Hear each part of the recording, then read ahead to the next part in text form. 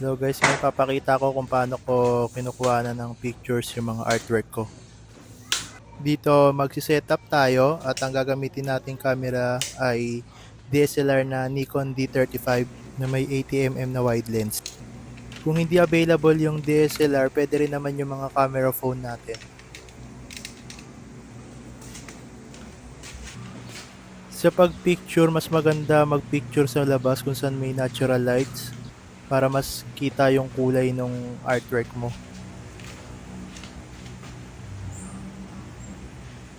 Kahit papaano naman may onting background ako sa photography dahil may subject kami nung college sa Fine Arts na photography kaya medyo marunong naman ako magtimpla.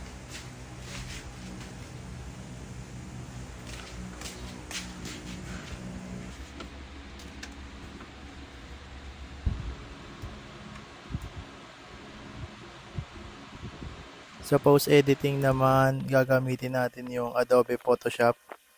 After makapili ako ng pinaka-ayos na picture dun sa mga shots ko, i-crop ko siya. Yung tool na gagamitin natin is yung perspective crop muna.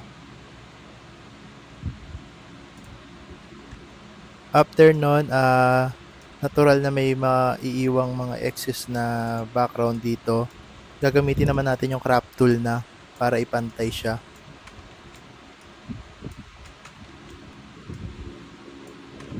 And then dahil square yung painting natin, ayusin natin yung proportion niya, i-edit natin yung image size sa square.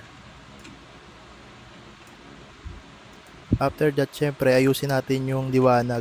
Medyo madilim kasi yung kukuha pero maayos naman yan. I-adjust lang natin yung exposure.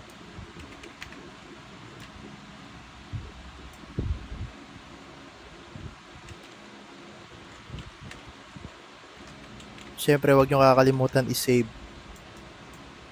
Tapos ilagay natin siya sa white na background. And then lagyan natin siya ng drop shadow. Bang! Ito yung result guys. Boom! Solid.